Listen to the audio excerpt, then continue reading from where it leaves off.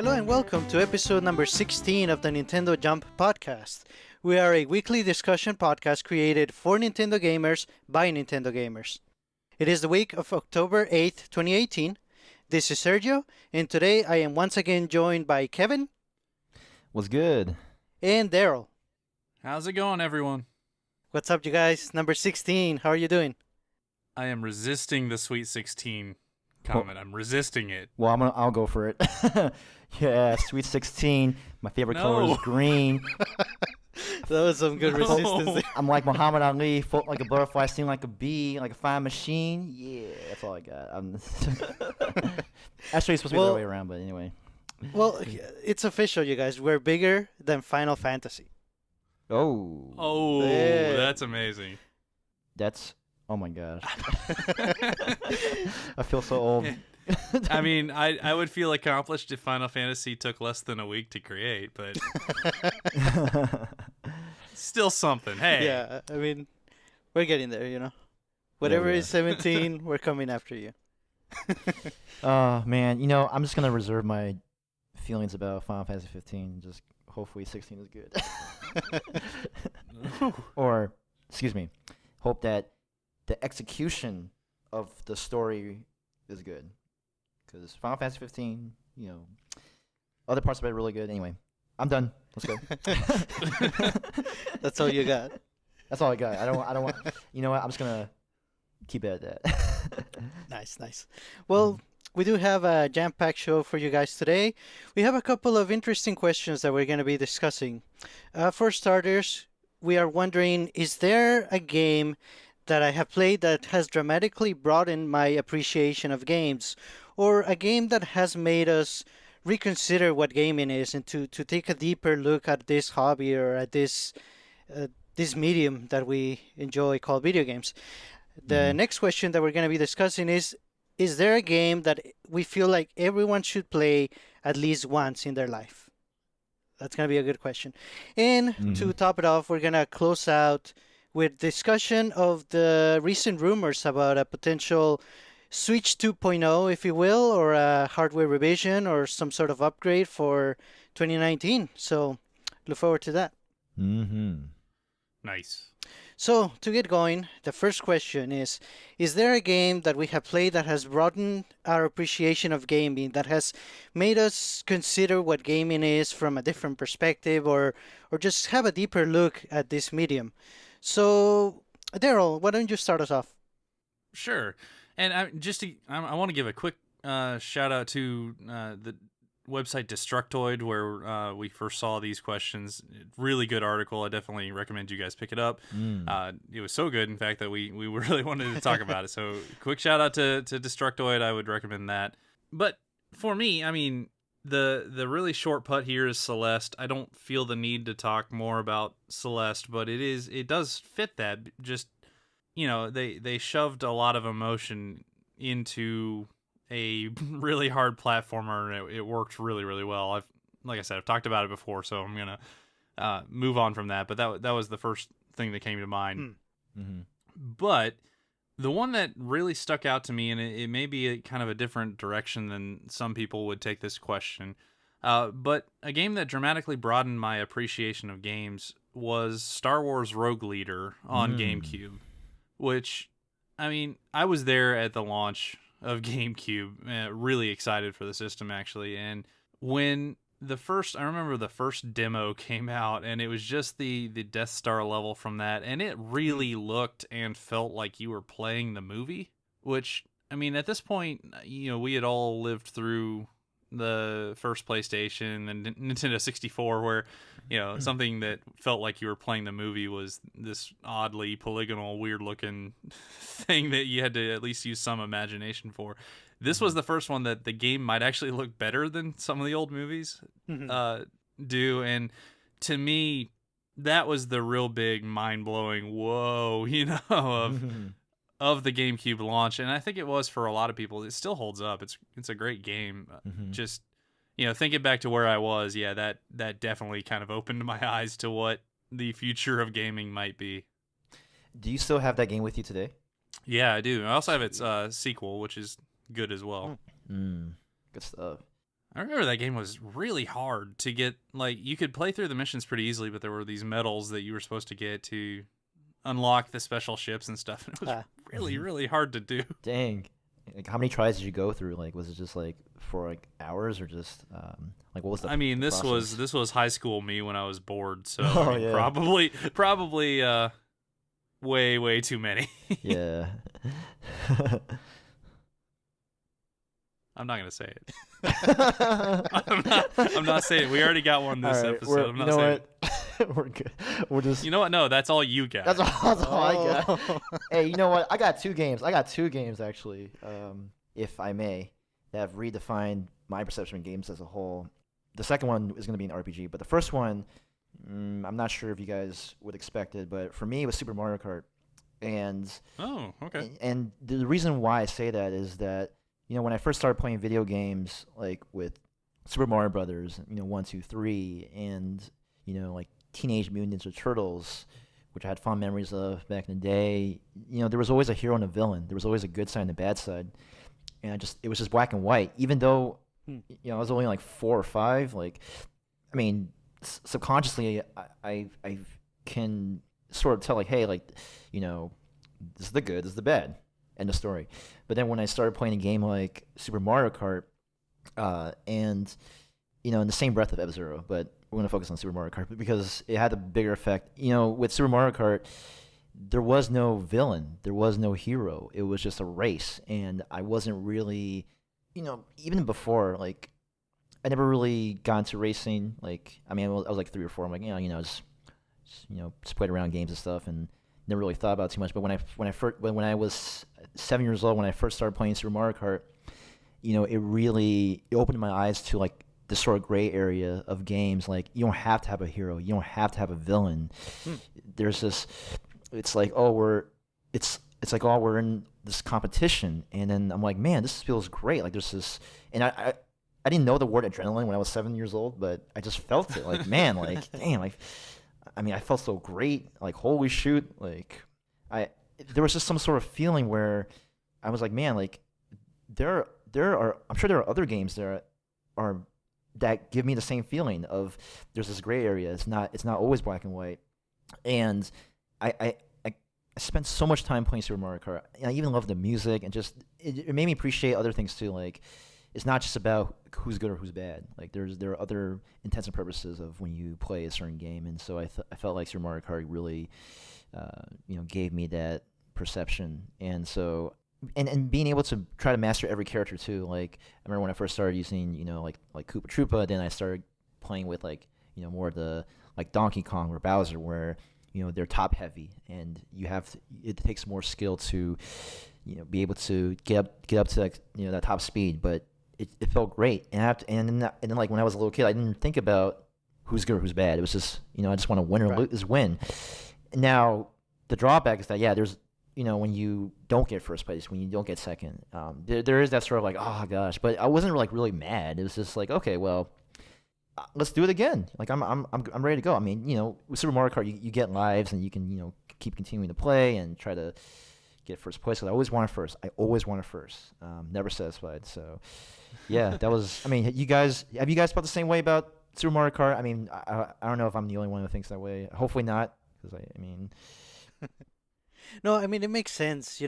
Like you said, if by then I think most of us, or at least most people that grew up playing video games, you kind of do start with like, okay, you're the good guy, and you go from the left to the right, Mhm.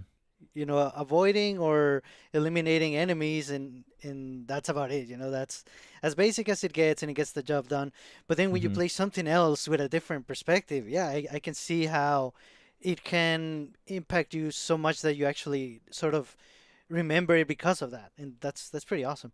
Yeah, and that's a Yeah. really cool point, and I've got something similar. I'll touch on in just a second, but to continue on Super Mario Kart, man, I played a ton out of that game. I Yeah. played I remember there was this little. I don't know if you'd call it a cheat code or an Easter egg or something, but if you hit a couple buttons on the character select screen, your character would shrink, and you would play as like the tiny version of your character, and Oh, you could play through the Grand Prix Yeah. on that. So I did that with every character. I played through it with every character, and just Mhm. it was a lot of fun. The fun fact that I have for Super Mario Kart is it was actually originally developed as a sequel to another game. Oh. You don't know this? You know what? I feel like I should, but I don't. All right, so it was developed as a sequel to another racing game on Super Nintendo that you may or may not have a strong affinity for. Really, F-Zero. You know? Yeah, it was originally developed as a new F-Zero game, my and goodness. then for whatever reason, I think they wanted to. I think they felt that they had kind of capped what F-Zero could be on the system, so they wanted to go kind of a different way, and that was the birth of the Mario Kart franchise, was thanks to F-Zero. So for all of you that are that's listening amazing. to Kevin say F-Zero every week, this is why. Yeah, now. you know what? And I could see why too, because they both utilize Mode 7 very well, and just even Right. during that time. And ironically, I played F-Zero after I played Super Mario Kart, so I got it a year later. You know, it was on my birthday, and it was just like, man, this is even faster than Super Mario Kart. Like, holy shoot! And then later on, I realized that it was created first before Super Mario Kart. So I guess Yep. you know, some sort of like time conflict there. But I mean, no, for me, it's just really, F-Zero. It just, Super Mario Kart and F-Zero, they really broadened my horizons of. Like there's other genres of there. It's not just, the hero to villain. I must have said that like 5 times already. But so racing games, that's why I love racing games. Just for those 2 games that started it all. And So yeah. to kind of jump in on the good guy bad guy thing, another one of the games on my list here was actually for the kind of the same reason. It was Super Mario RPG. Yes. Oh, So yeah, Mario RPG was the first time that Bowser was a good guy, and Yeah. that blew my mind when I was playing through it, and I was kind of blind on it. I didn't know much about the game. I think he's on the cover, but I didn't really know anything about the game. So I get to him, and you're kind of encountering him through most of the game, and he's feeling more and more kind of like a sympathetic character because he's lost his castle and most of his minions, and his armies keep getting trashed and stuff. And eventually you actually get to him and he joins you, and it's like, Bowser joined your party. And at the time I was like, wow, it was this gigantic moment for me. And it's funny to hear you say that about Mario Kart, because it's the same feeling that I had then, that Bowser can also be a good guy. Yeah, it's crazy because then actually I had the similar reaction, and then I actually restarted. I just turned off my system. I'm like, what the heck went on? And I just reloaded my save, and then I actually got Bowser again. I'm like, okay, like what? I couldn't believe it. Like, all right, I guess tough shoot. Like I'm stuck with this guy, but I mean, yeah, Bowser, man, like. To this day, my party in that game is Mario, because you can't switch him out, and my man Gino, Yes! and Gino. Bowser, and it's always those 3. They may not be optimal. I don't care. I like them, so it's great. No, it's a good combination, man. Especially when you have Gino, man, the guy with the blue cape. Yeah. Yeah. So, yeah, it's and Super Mario RPG. I'm glad you mentioned that. It really is one of my favorite games of all time. I still have it back home, and it is just like, man, it's awesome. Speaking of RPGs, the second game I wanted to touch upon is an RPG, and is Final Fantasy VIII, but more in the breadth of RPGs in general. So when I first heard about Final Fantasy VIII, I heard from my cousin from Malaysia, and he was talking about, this game that had these characters and this story. And, for me, it was around the same time when I first started playing Heroes of Might and Magic 3 with my, Malaysian cousin at the time, when I was, traveling and visiting my extended family. And just the last day, he's like, Final Fantasy VIII, check it out. And then, he gave me a copy, and I didn't even have a PS1 at the time. So when I got home, I asked my parents. Well, I had to earn it, but got a PS1 after just being a good boy at school, and being able to play Final Fantasy VIII for the first time. It was I was like, wow, like there's these, and there's back to the whole good guy, bad guy sort of thing, but it just felt 3-dimensional. and having being this team of characters, going around battling monsters, like it just, it's I never knew, and just like I was like, wow, like maybe like 10 or 11, like I never knew how awesome it was to be able to go around, explore, kind of like The Legend of Zelda, but in a different atmosphere. Like it was a much more it was a more mature environment, I guess, because there's feelings of sadness, depression, things that you may not really recognize or feel in like The Legend of Zelda game. Like when I first started playing, like the very first one on the NES, and there were other Zelda games that I had some sort of like, okay, like wow, like just the brevity, and excuse me, not the brevity, that's the wrong word, just all the being that person who has to save the world. And in Final Fantasy VIII, like there were just multitudes of things that are coming at me, like there's this story, there's that story from this character, that story from another character, and I had to keep up. And then I had to learn.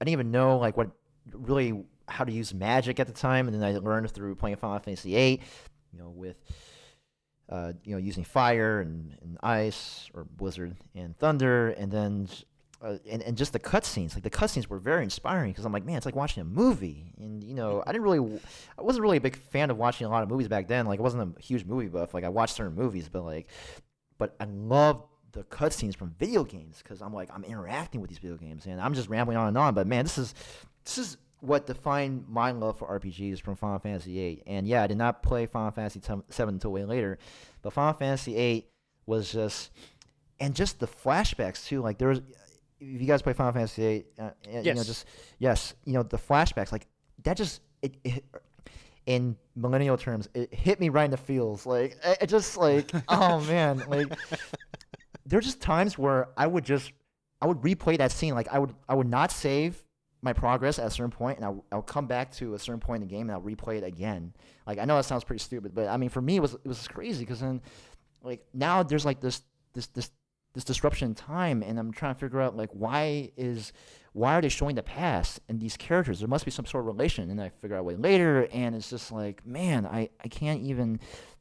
And the music just hits me too. Like, geez, like I don't know.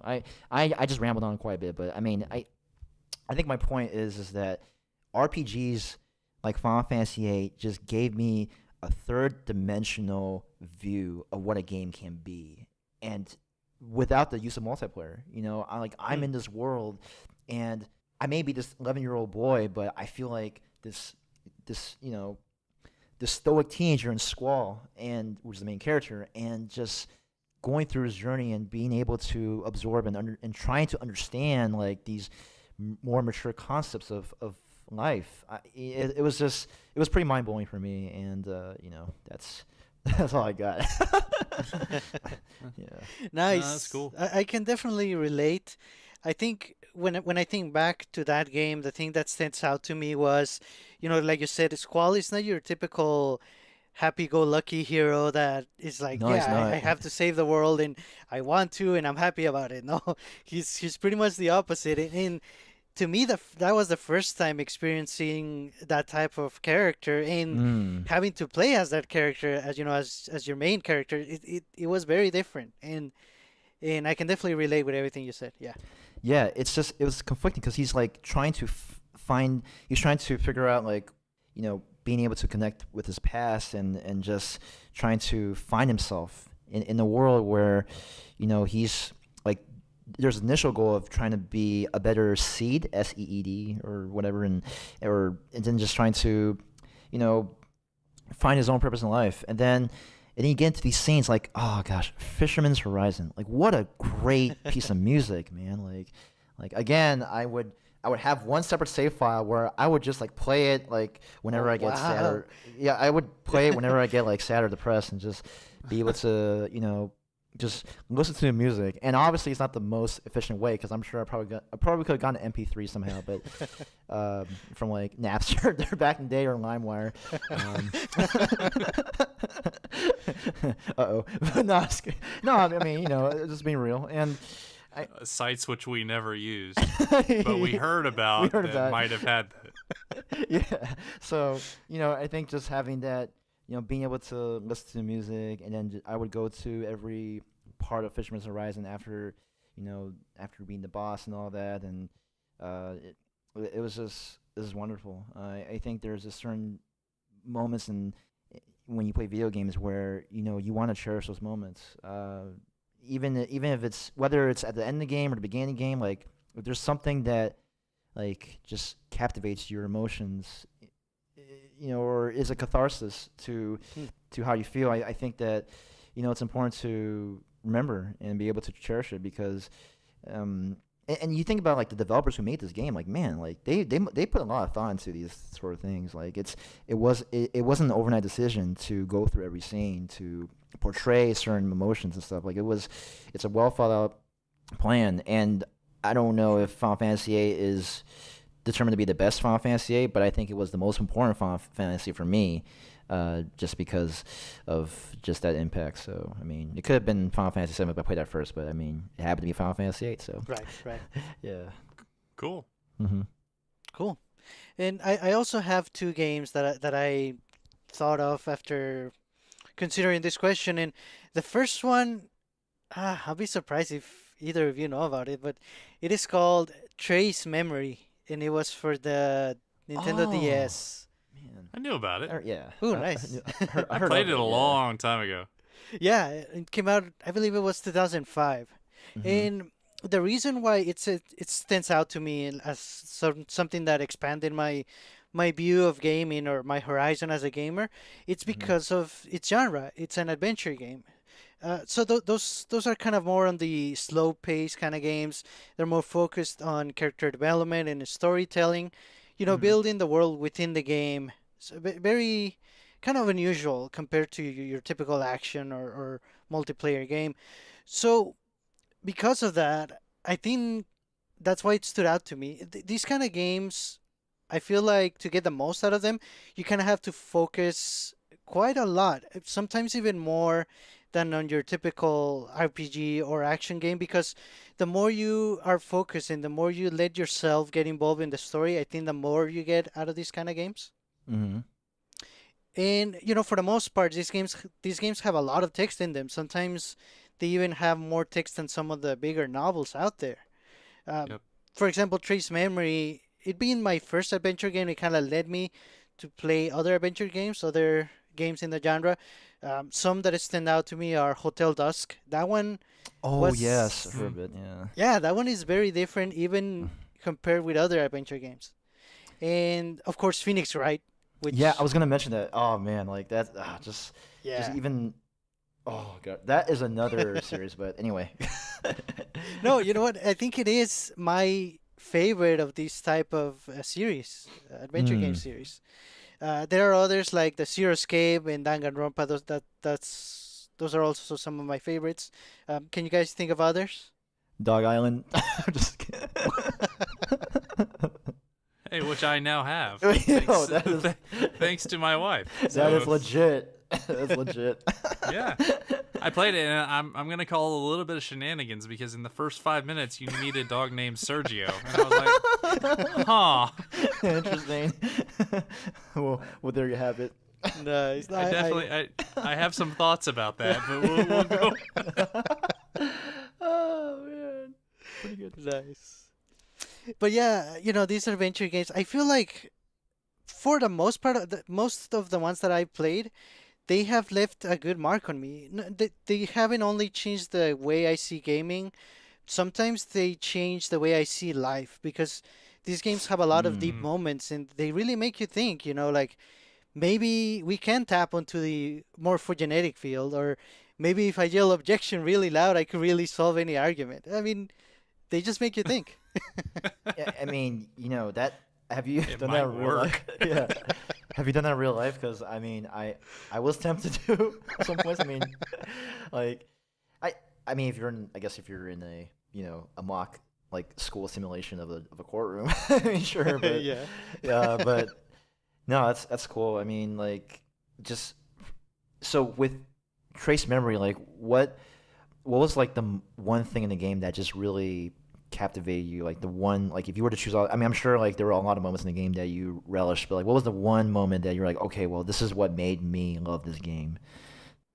I guess by that time I hadn't played anything that had a main character dying Oh yeah. early on in the game, and then you kind of basically you play the game to find out how it happened, and Hmm. that was very unique to me at that time. No, that's awesome. So do either of you have another game that you want to talk about? I mean, I think it's a little bit criminal to not talk about something like Zelda Ocarina of Time Yeah. in this conversation, just because of how many things that game actually did for the gaming industry, Mhm. like the lock on system and just the first time you run across Hyrule Field and it feels massive Yeah. by those standards. I do, everybody knows that game, so I don't really feel the need to talk too much about it, but it does seem to be worth mentioning for broadening the appreciation of games for sure. Yeah, I mean, it's like a larger than life moment, and there's a reason why Ocarina of Time has been validated and being like just one of the top five, not the top game of all time, and just the impact and just how it was way ahead of its time. So, it is a really important piece of history to cherish. So, But that is all I got. okay, and Nice. me too.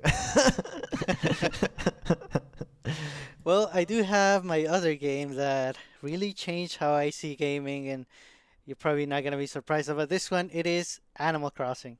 Yeah, I think that was Really? I was expecting that sort of just because I know how much you love the game, and I mean, even when I first met you in person, like you have that book, this comprehensive, amazing book of like your adventure and just all the things you've done in the game. I'm like, man, I mean, this is not even this is like unbelievable. Like this is a true fan.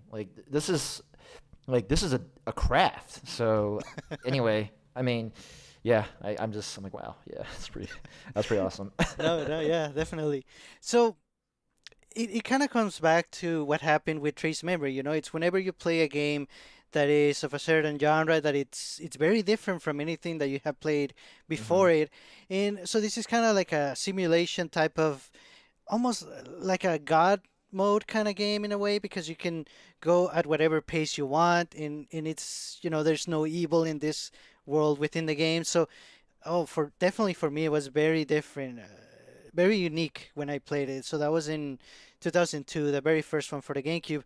And it's very hard for me to describe Animal Crossing without making it sound boring because you go fishing and you catch bugs, so you're the only human in this forest type village and you're living with a bunch of animals and you just do chores for them and talk to them and sell items to kind of pay your mortgage basically. So Yeah. but if I have to tell people to play it, I would say, play it after work or play it when you're looking to relax, and that's when you're gonna see the magic of this game. It's very definitely very very unique, and to me, it's way more than a game. Like it's an experience. I feel like we all have a game or two or a couple that are more than a game to us. It's kind of like an experience. Uh, Hmm. this type of game is very prone to that. There's Harvest Moon, there's Stardew Valley. Those Mm. games are very memorable for fans of this genre, but it could be anything. It could be like Splatoon 2 or even Smash Brothers. It's just games that are beyond a typical game and fulfill our expectations way, way more than a regular game that, they come and we play them and we have fun and we move on. But there's some that stick with us. We all Yeah. have Mm. our years, like our defining moments in life. Like in 2009, I graduated. 2010 was my first year working full time. In Mm. 2013 was Animal Crossing New Leaf.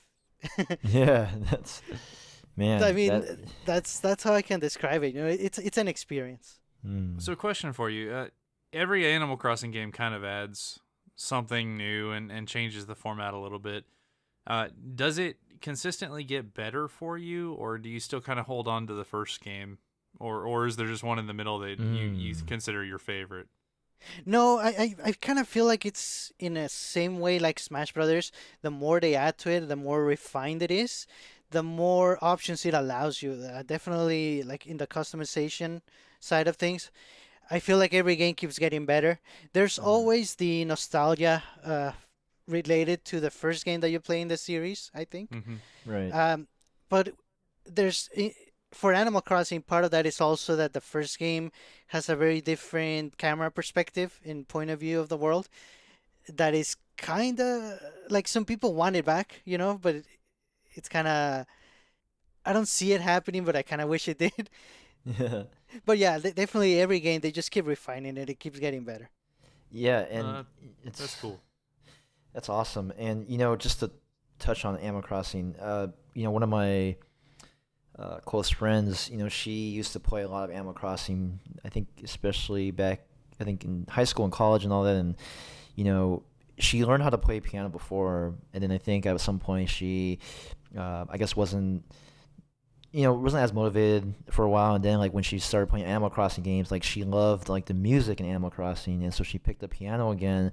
And I remember one time I visited her house, and and as a pianist for me, I'm always excited to hear other people play, and so she was playing this one tune. I totally cannot remember the name, but it was like, man, that's awesome, and she's pretty decent at piano, so I was like, wow, like for her to be inspired by just the easygoing nature of Animal Crossing, to be able to pick up an instrument again like that, like I think it's incredible. And it's um, I think it's just one of those things where you're just in awe, like wow, like it's like the simple, even the simple of melodies, the simplest of melodies can really have a huge impact. And so I think it's great. So And I do want to say, since he hasn't said it yet, I do want to say if you enjoy Animal Crossing as much as Sergio, I would definitely take a look at or take a listen at the Haken podcast, which uh, mm, our buddy Sergio is also on with a friend of the show Chewy. So yeah, that definitely take a look at that.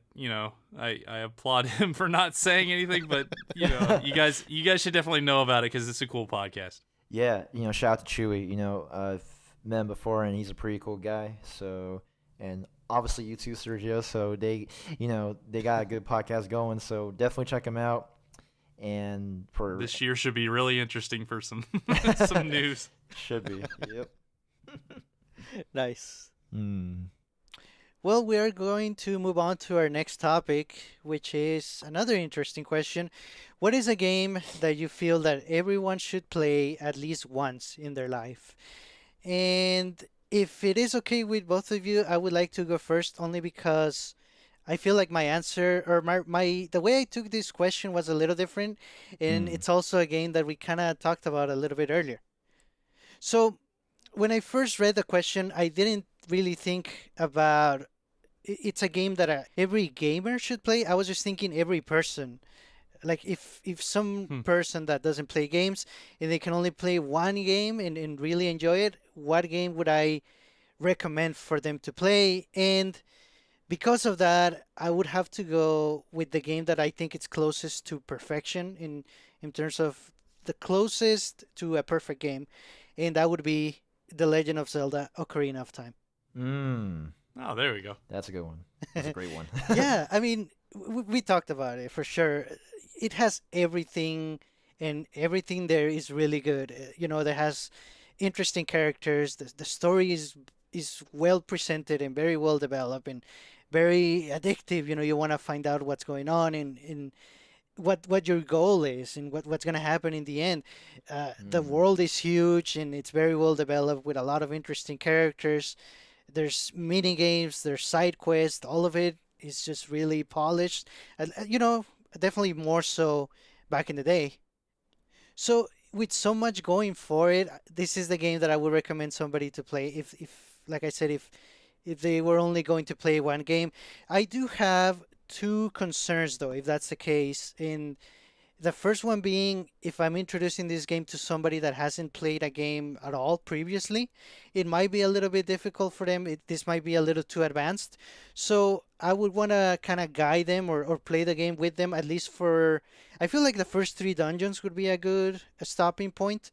By then, I feel they would already know if they want to keep playing, and if they do want to keep playing, I think by that point they could carry on their own. I So agree with that. right, right, right. And the other Definitely. concern is if we're trying to make somebody play this game, and it's a person that has been playing games since the GameCube era and beyond, only because I feel those games are a little bit more modern. And Zelda Ocarina of Time, it kind of has this oldish feel to it. It doesn't play old, in like sloppy, but it kind of feels old in a way.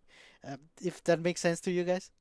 Yeah, I think so. And there's a reason why this is a classic, and it's because of the fact that even if you play it from 40 years from now, 50 years from now, I mean, it's the structural integrity of how they design the game and the way, like even with the camera angles and the music, like I mean, there's something. It's like a bottle of wine. It gets finer. It gets finer as time goes by, and it really is. Mm, I can't really describe it. Yeah, because I don't want to say that it hasn't aged well. I think it has, It but has it has aged well, it yeah. feels old, but in a good way.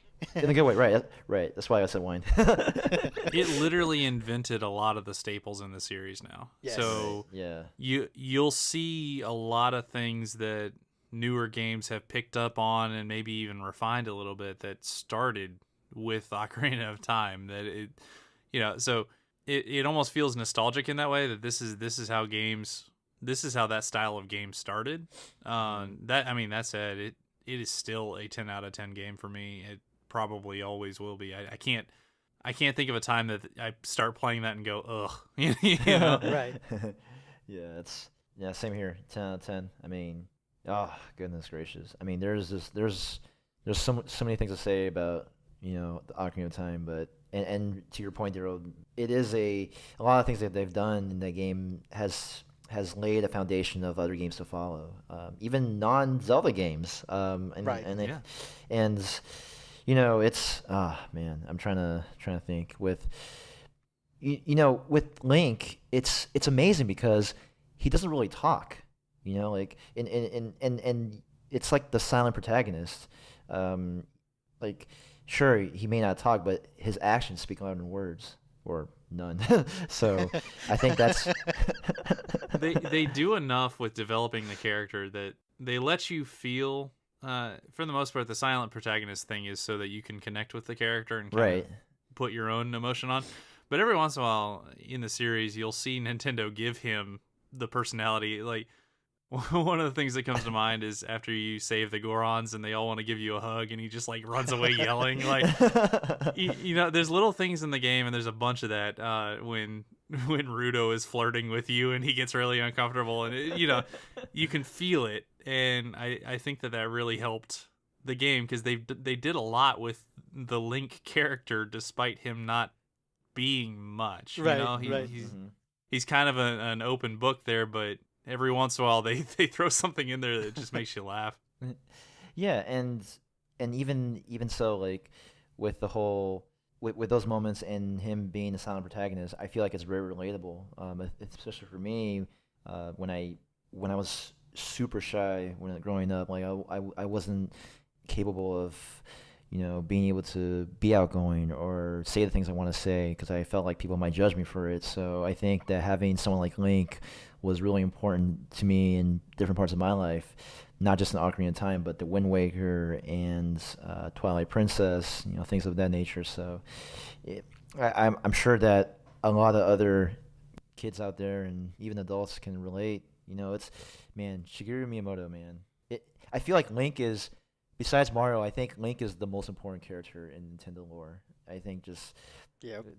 Easily. The tremendous impact that Link has subconsciously and even immensely. Just it's oh man, it's crazy. Like I don't know.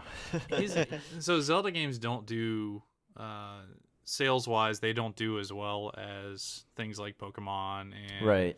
I think even Animal Crossing at this point has surpassed it, and there's other games that do better, but I don't think Nintendo is the same company without that franchise. I just don't.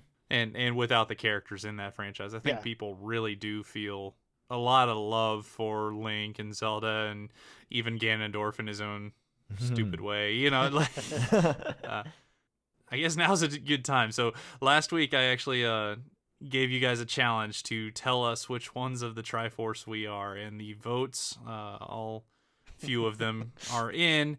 And turns out the courageous hero Link is actually Kevin. Whoa. And the holder of the Wisdom Triforce and everyone's favorite Princess Zelda is Sergio. Yeah. Which of course means that I'm the evil Lord Ganondorf, which okay, I'll take it. I'm good. I mean, pretty good position.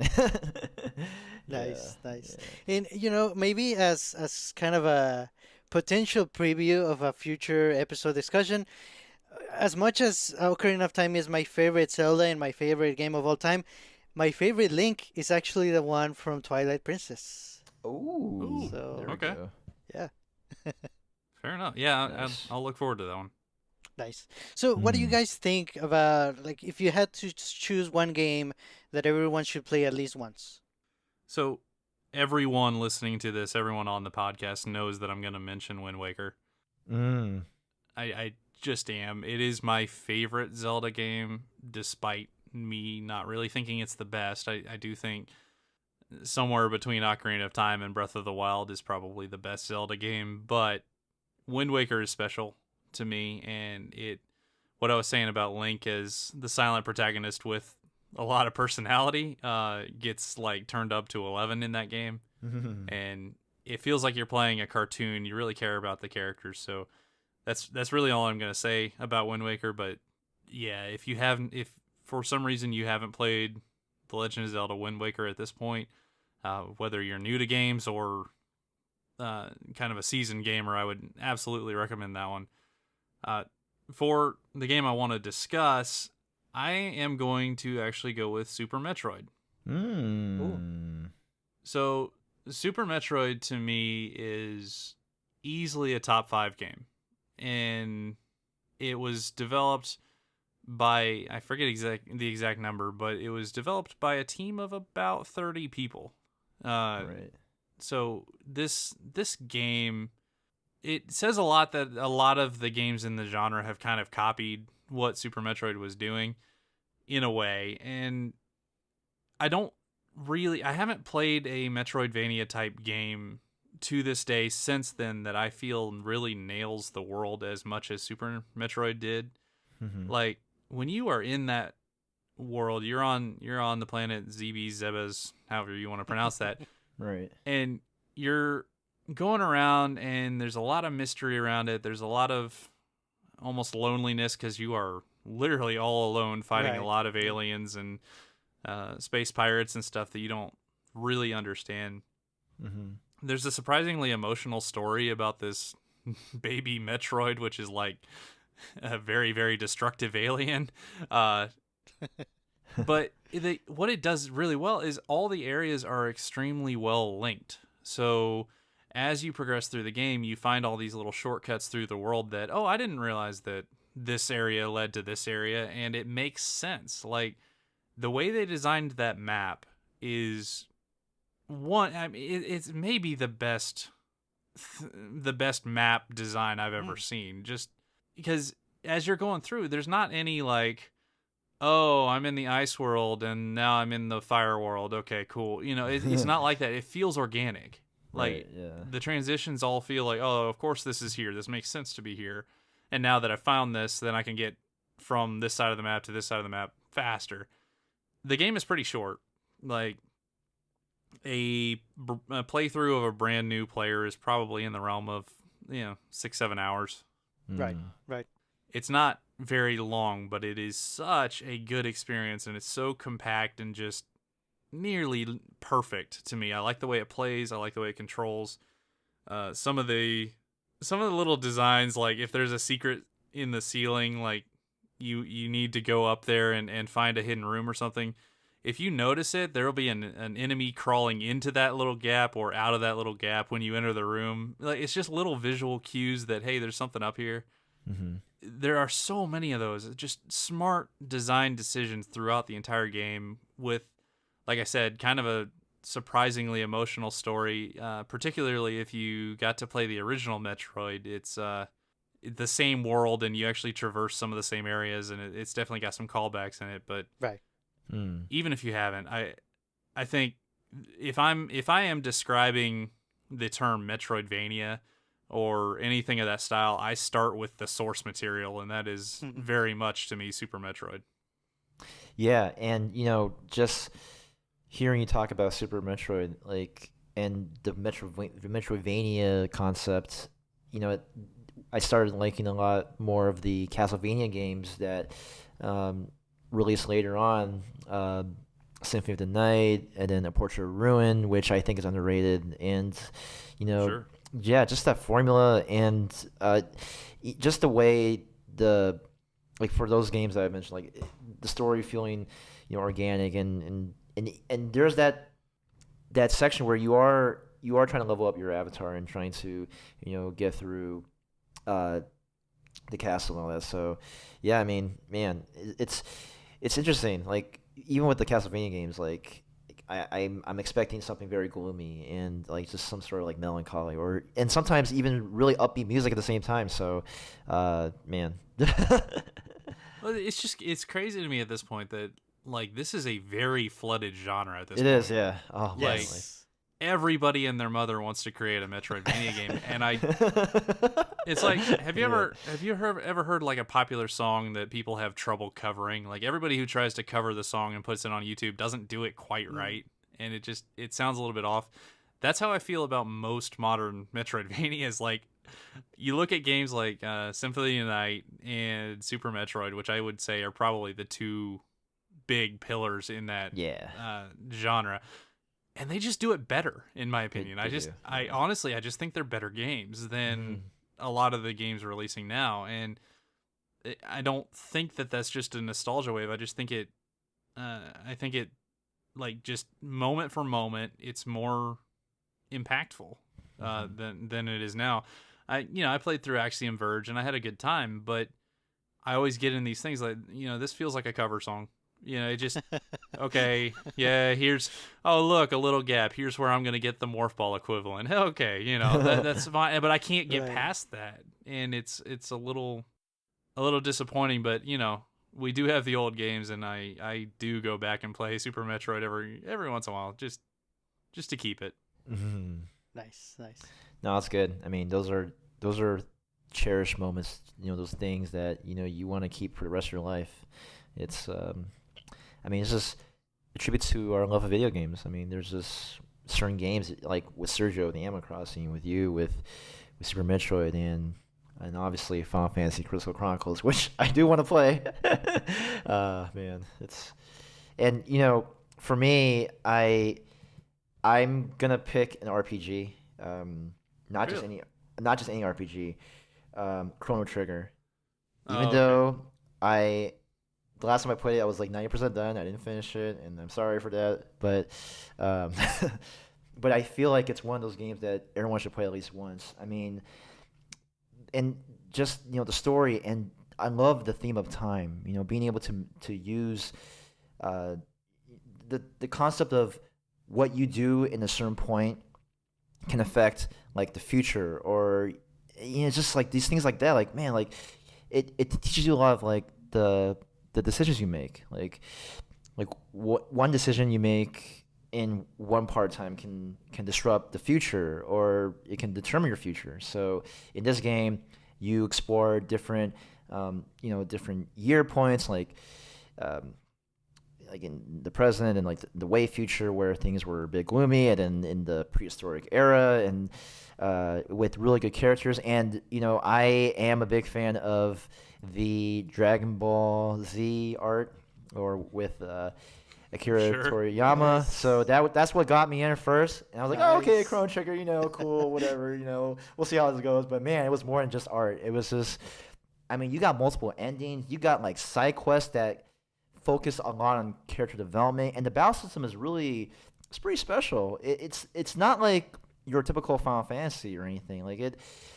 So they call it it's like the active time battle system or ATB, and it's cool because like in Final Fantasy games, when you enter a battle or for certain Final Fantasy games, they take you to a different screen. But in Chrono Trigger, when you're battling monsters or stuff, like you're still in the same area, and it just come out and just like, hey, you gotta fight. So, it's pretty awesome. And, this game received a lot of praise too. Like back in the day, Electronic Gaming Monthly gave it best Super NES game, best role-playing game, and best music in a cartridge-based game. That's pretty rare for a game like Chrono Trigger, because when you think about an RPG, a lot of people turn out because they think, oh, it's gonna be super long, it's gonna be pretty grindy, but no, not really, not this one. It's not as grindy. It's it's a really enjoyable game where you're able to there's humor, there's a lot of you can actually replay it to get different endings. I mean, it stands against the test of time, and I think even like the music can inspire you. I feel like in the music point of view, listening to like Secret of the Forest, which we talked about in our gaming music episode, like a lot of the music that has been produced in this game, like they're very well thought out. Like it's not, it may seem simple, but there's a lot of like, like the stuff that is beneath the surface that really makes this music shine. So I think that Chrono Trigger is, even if you don't finish the game, I mean, I should. You definitely should play Chrono Trigger at least once. I had a roommate who loved Chrono Trigger. He never played RPGs, man, and like, man, he loved it. So. Nice. Yeah, so that's my pick. Nice. Mm-hmm. And with that, we are going to move on to our next topic, which is our discussion of the recent rumors. Yeah, I believe it all started with a rumor, maybe they want to call it a leak from the Wall Street Journal regarding a potential revision or new hardware or new version of the Switch coming out in 2019, or at least in the works for coming out in 2019. And, keeping in mind that this is all rumor, there's nothing official, there's a lot of hearsay. So, with that in mind, we thought we might still be able to discuss what we think could happen, what we want to see, what we don't want to see. So, do either of you want to take a stab at it? Yeah, I mean, I can jump in. It's first off, the idea that a hardware revision of a Nintendo handheld is coming roughly 2 years after the initial release, yeah, I buy that. I really do. There's a definite history of that with What? Game Boy Advance and DS and 3DS and then 2DS and then 2DS XL and new 2D. It's ridiculous. Like, so yeah, I definitely can see some validity in here. Also, the fact that it's coming from something like the Wall Street Journal and not like 4chan or something is that is does a lot for the validity, right? The question that we all kind of have is, what is the expected? Okay, they're gonna release new hardware. Great. It's gonna be some new version of Switch. Great. What is gonna be different? That's kind of where the rumors really have started. And I gotta say, like, the most prevalent one at this point, the one that is been backed up by quote multiple sources with inside knowledge or whatever, is basically just a stat bump, like just making the Switch 2.0 roughly the power I've heard of the PS4, which oh my gosh, that's like I mean that if that is true, I'm a day zero owner, man. Like I'm gonna absolutely absolutely, like I don't even have to think about that. But rest in peace, my PS4. Sorry. I'll say that's a little different than Nintendo usually does. They don't usually compete as much on a technical level. That said, there's a lot of room here that kind of thing would make it a lot easier for more ported games. We've heard some games do still have trouble running on the hardware, and that might alleviate some of the concerns. I think also one of the grounds for this rumor is that there's a working theory that Sony is working on their own type of Switch, just like I mean, I'm sorry for this, but just like they flat out like stolen the last few innovations that Nintendo's put out, right? Right. I believe that too. It's just Oh man. so Yeah. maybe it's a stat bump to try to compete with it. I don't know. It sounds interesting. Yeah, man, if it has PS4 graphics, man, that's crazy. And I, gosh, and it's like, what if, certain Sony franchises come onto the Switch? Oh my gosh, I don't know what to do. Like, because I Oh. love Uncharted series. There are certain Sony franchises that I still love playing, or franchises that have made Sony exclusive games. But with the Switch, rumors like this, like. Well, I guess another question would be, with our save data, like, what if you're someone who doesn't have like a micro SD card? Like, are you able to transfer successfully from one Switch to another? I mean, Should be able to. Should be able to. Okay, yeah, that's one. You can do a wireless transfer now, and I would be utterly shocked if they released a new Switch that you couldn't transfer your stuff onto. Yeah, I guess I'm just a bit cautious because I think in terms of, yeah, just for my own sake. But yeah, I mean, a new Switch. Oh gosh. I mean, like, is it just the system itself? Like, what about the Joy Cons? Are we gonna improve that too? Like, what? Right. I mean, That's my question.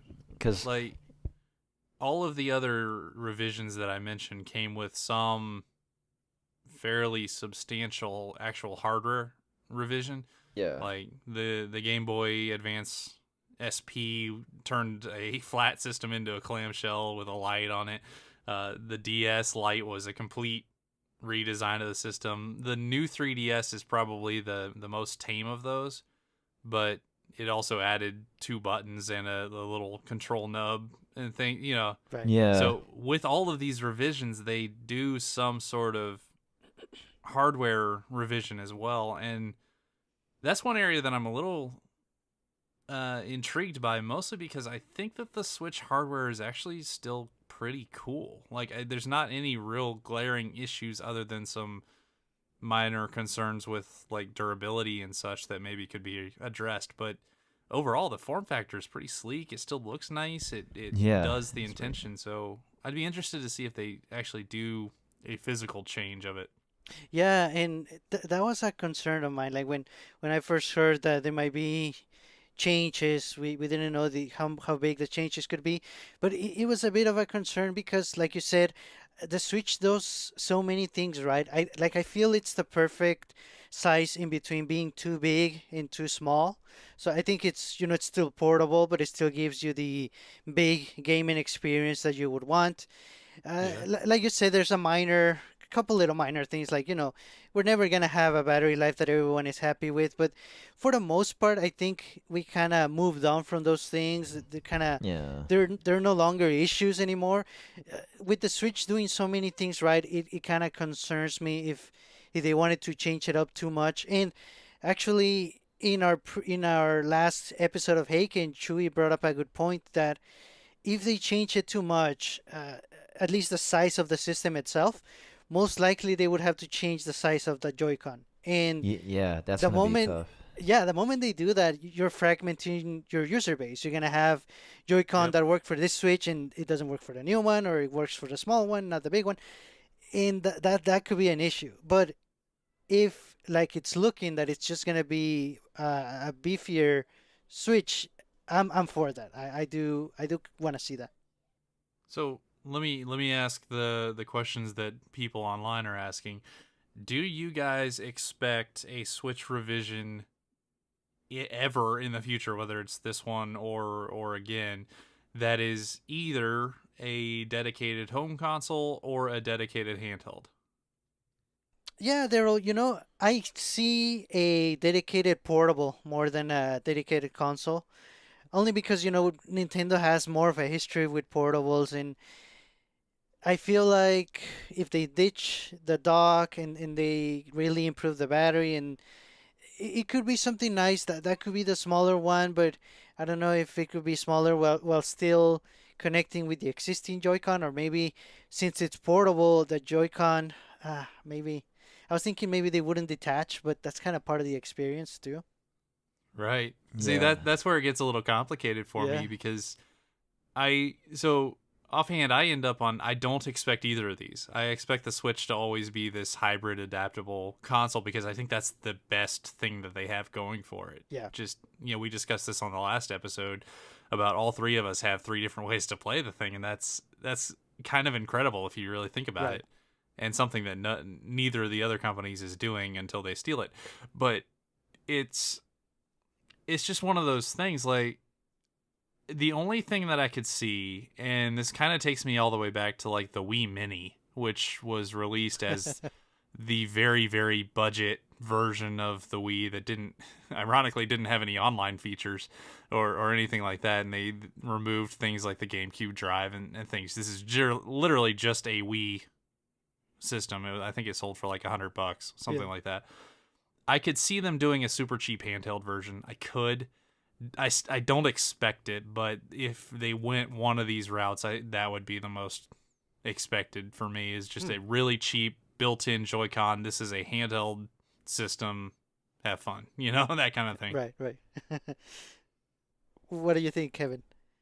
Yeah, so I think having the hybrid would be great, just because like that's just changed my whole gaming life. I mean, which kind of sucks for me in terms of being able to play my PS4 because I don't really think about it as much anymore with the PS4. I just play on my Switch all the time, and it's conflicting because when I went to PSX last year in late December, I went in not knowing too many of the PS4 games that were coming out. I mean, yeah, like I got my Uncharted 4 signed, like the artwork and all that, which is great, and I loved it. Shout out to Claudia Black, who was the actor of Chloe Fraser.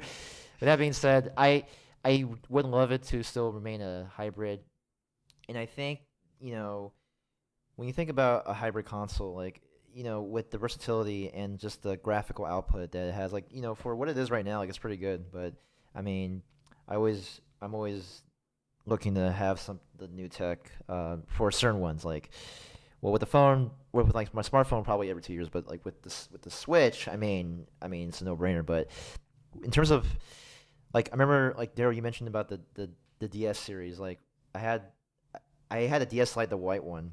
And then when the black one came out, I actually traded in my white one and some Nice. games and then spent some cash to get the black one. I was like, man, it's worth it because it was just a lot sleeker, and because I don't know, I don't know why.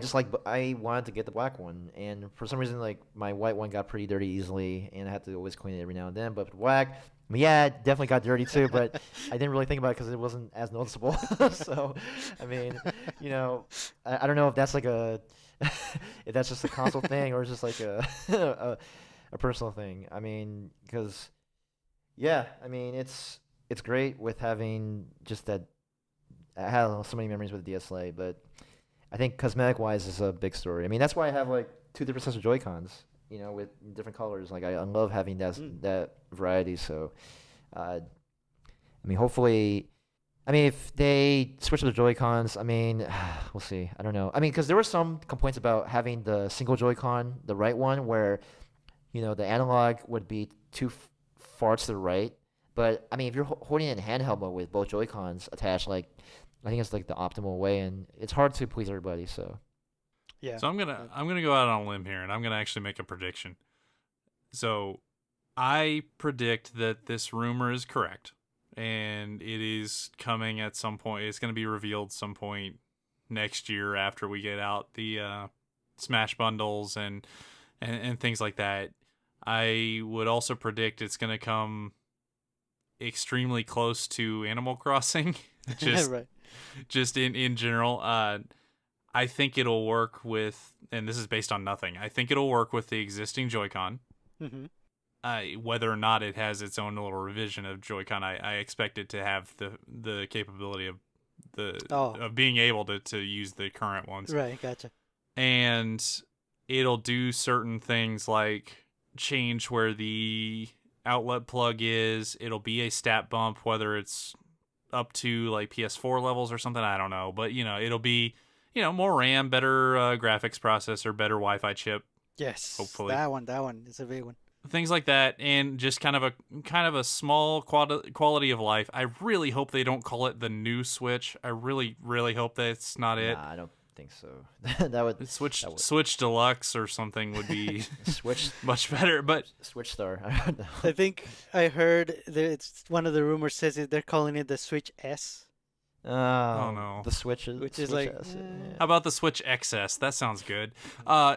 Anyways, so I think if I were predicting, I would expect something more in line of what the new 3DSs did, which is, they're the same form factor. You can tell them apart just if you have a really keen eye, but it's pretty much the same thing. They play the same games. They use the same accessories for the most part, but the new is just better in most ways, And so if this is true, that's kind of where I would expect it to be.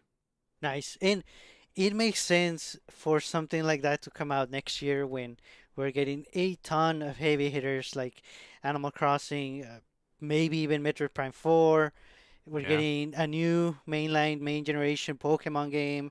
I mean, it's going to be a huge year. So if there's going to be a revision, I think this is the year to put it out and just sell bundles of everything.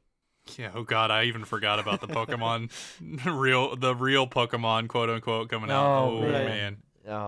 So maybe it doesn't come out with Animal Crossing, but it does come out with Pokemon. That's also true. Also a possibility. Gosh. Man. Gotta save up. I hate the fact that if this is true, I hate that they released it now. I hate that it leaked. Because we're going into a really important holiday season, and they're gonna be pushing these Smash bundles. Now, I don't think that they're gonna have problems selling the Smash bundles. I really don't. But there will be some people who are just waiting for news on the new revision. I think it's a really bad time for that. So I kind of hate that this news actually came out. Yeah, I hate to actually. Sorry, I hate it too, because then it's like, then. Right, like you said, people are going to question, like, oh, should I just wait for a new Switch? Like, I can just wait. And some people are more patient than others about it. So it's like, I mean, yeah, it's a bit conflicting. Yeah, and I mean, if that's the case, you bet Nintendo is going to do whatever it takes to keep it to as far away as it got and no more. Yeah, we have no comment at this time until March-ish next year. Then we'll have some comments. Yeah, that's a good call. Is there anything specific that you guys would want to see? I mean, this is not very common, but I would want a optical out straight from the dock. Just in terms of audio, that would be very nice. Well, that's neat. That'll be cool. Aside, I have some small problems with the actual hardware of the Switch. Like I've said, all of it feels nice. It looks nice. I think it's a good design. All of it feels a little fragile with the battery swelling issue and the warping cases issue and the Joy-Con connection issues and the Wi-Fi issue. There's a laundry list of items that fixing these things would not make the system appear any neater or cooler or anything like that, but it'd be really nice for all of us, I think. Nice to do list, yeah. That'd be good. I guess maybe having the option to have like a D-pad and maybe improving the ergonomics of the Joy-Con. I think that'd be cool, because then when you hold your Switch in handheld mode without the Skull & Co. grip case, people have mentioned that their hands cramped. So maybe they could do something about the ergonomics of the Joy-Con shape itself. I think that'd be cool. I would like that too, because I mean holding it in that sort of way with more of an ergonomic shape would be really awesome. And maybe I still want to use my Skull and Gold grip case, but like it's just these little touches that I think would make it a lot better a much better experience in terms of holding the Joy-Cons. But yeah, I'm not sure. Besides that, I mean, Daryl probably. I mean, you already mentioned like all the other things, like especially the Joy-Con connection. That one's a big one. Sorry. No, it's a very valid concern, because I mean, there were times where my left Joy-Con would work kind of weird, or like when I was playing Mario Kart, but then I mean, I had to consider that like there were 6 other people that or the 6 other connected devices. In terms of like, well, like I'm counting, a pair of Joy-Con, which is 2, and then there was like 2 other Pro controllers, and then Right. my 2 Joy-Cons. So I was like, oh, okay, well, I guess that's reasonable. I mean, it's reason. I mean, I can see why, but It's a little surprising for a Nintendo console, just because those things are usually built to be run over by a truck. yeah, that's true. But I'm okay with where it is, and I really am. And as much as I would love for these things to get fixed, and kind of expect them to get fixed if there is a console revision, which again I do expect is coming at some point. I don't think it's bad. We are not at original DS level at all. Like, Oh, man. No. Yeah, I'm. like this is definitely a nice to have, not a necessity. Yeah, I remember those days when the original DS came out, and I was just thinking, man, maybe I'll just wait if there's like a new DS that comes out, and it happened like DS Lite. I'm like, holy shoot! Then I get like, Nah, day one, baby. yeah, and then I should have been like that. I mean, I sort of kind of regret it a little bit because then, it would have been nice to have it at launch, but who do you know? I got 2 different sets of DS Lites. And then one after the other. I personally want the Switch XL that is just like the size of an iPad. Oh gosh. I don't want that at all. Yeah, I mean that'd be too big, man. I don't know, like 12 inches, like. Gosh. It'd be kind of awesome. It would. In some way. I want it. I mean, I'm just thinking about Sergio's external monitor that he brings with him. I'm like, damn, that's pretty good. So. No, but even if the size remains, I want to see custom faceplates, or I guess backplates in this case, and also for the Joy-Con. And also for the dock. Oh yeah, for sure. That'd be great. Yeah. Or Ori can make it. Well, I mean, Ori made some of the the different alternatives for the Pro controller. Yeah, which is cool. And the Joy-Con with the D-pad, but they only made the left one, so you can't have a matching set. Yeah, it's true, and it does take up a lot of battery. It doesn't do a lot of things. Yeah. The battery thing got fixed. Oh, it did? Okay. I do want to be Yes. I do want to be clear about that. That got patched Oh, out. really? But it does have a lot of design issues still. It doesn't have like motion and the HD rumble and things. It's definitely a Joy-Con that you want to keep attached to the system and use for D-pad. Yeah, I guess for Right. fighting games that'd be pretty beneficial, and Yep. Tetris-like games or Tetris. Ooh, Yeah, good point. Yeah. Puyo Puyo Tetris. Yep. Yep. Any closing comments or statements, you guys? Yeah, just want to say that with the Nintendo Switch, I mean, if I get the new Switch, I don't know. I mean, I don't want to just sell my old Switch. I mean, I still want to keep it somehow, or I mean, unless there's a good trade-in program or something. But it would suck because then I really do cherish this console, so I probably won't trade in right now. Or I mean, if there was a new Switch coming out, then I'm not sure. I have to think about it. Like, that's tough because then, I mean, this Switch that is like 2 feet away from me. I mean, it really changed my gaming life. So I mean, it'll be hard to just part ways. So I'll probably just keep it for now, even if That's Switch, true. Yeah, like, because then when I was a lot younger, like I told you guys before, I traded my white DS Lite for a black DS Lite because I Yep. wanted something new, and I thought and I wanted a different change in, in the color of the DS Lite. I mean, if they had a green one, that'd been great. I would have definitely bought that. So, I mean, just whether it's the cosmetic or and even with the Joy-Cons, like, having different color Joy-Cons. I mean, it's nice to have. But yeah, I guess we'll see how it goes next year, and if there's a Pokemon bundle with new Switch, I mean, pretty tempted.